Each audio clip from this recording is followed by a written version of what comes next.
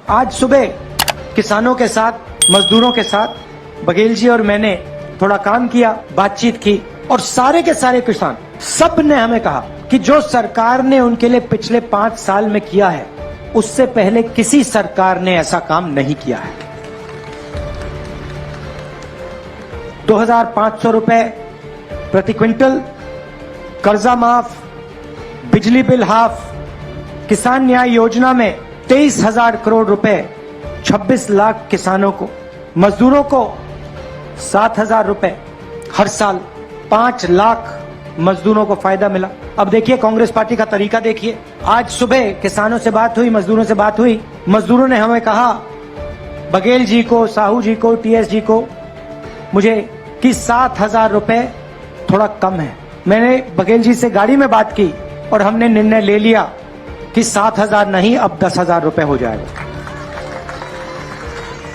मैंने कल अपने भाषण में कहा, एक सरकार होती है जो गरीबों के लिए काम करती है, किसानों के लिए, मजदूरों के लिए, बेरोजगार युवाओं के लिए उनकी मदद करती है और पूरी की पूरी अपनी शक्ति उनकी मदद करने में लगा देती है। दूसरी तरीके की सरकार होती है वो अरबपतियों को देखती है और जो देश में सबसे अमीर लोग होते हैं, अरबपति जो होते हैं, उनके लिए सरकार काम करती है। बघेल जी ने कहा 14 लाख करोड़ रुपए नरेंद्र मोदी जी की सरकार ने अदानी जी जैसे लोगों का कर्जा माफ किया है। 14 लाख करोड़ रुपए। आप मुझे बताइए, बीजेपी ने कौन सी स्टेट में, हिंदुस्तान में अलग अलग स्टेट में उनकी सरकार है, कौन से स्टेट में बीजेपी ने कर्जा माफ करके दिखाया किसानों का? ये मुझे बता दो।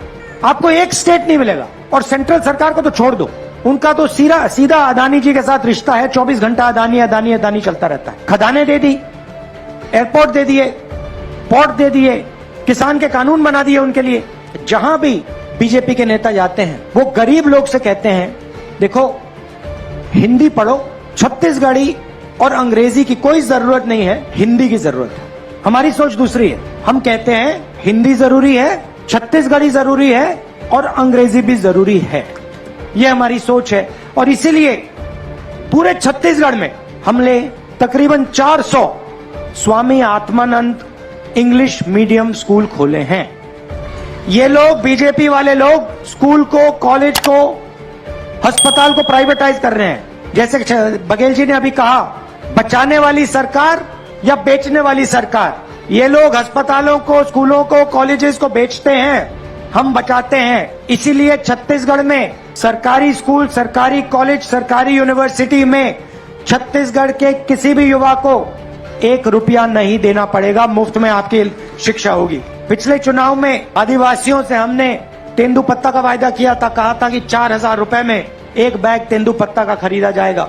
इस बार हम कह रहे हैं 4,000 रुपए साल के आपके ऑटोमेटिक बैंक अकाउंट में हम डाल देंगे। हिंदुस्तान की सरकार को एमपी नहीं चलाते। लोग सोचते हैं कि भाई लोकसभा और राज्यसभा के मेंबर ऑफ पार्लियामेंट हिंदुस्तान की सरकार को चलाते हैं, मगर जो सच्चाई जानता है वो आपको 1 मिनट में कह देगा कि हिंदुस्तान की सरकार को 90 आईएएस के ऑफिसर्स चलाते हैं। आप सिर हिला रहे हैं, सही बोला ना मैंने? मतलब 90 लोग हैं जो इस देश की सरकार को चलाते हैं। उनको हम secretary to government of India कहते हैं। सबसे बड़ा अफसर होता है कैबिनेट सेक्रेटरी और उसके नीचे 90 अफसर होते हैं secretary to government of India.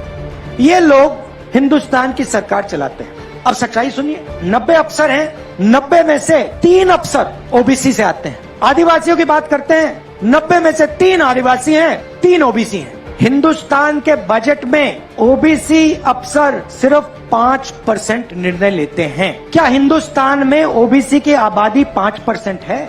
कम से कम 50% है।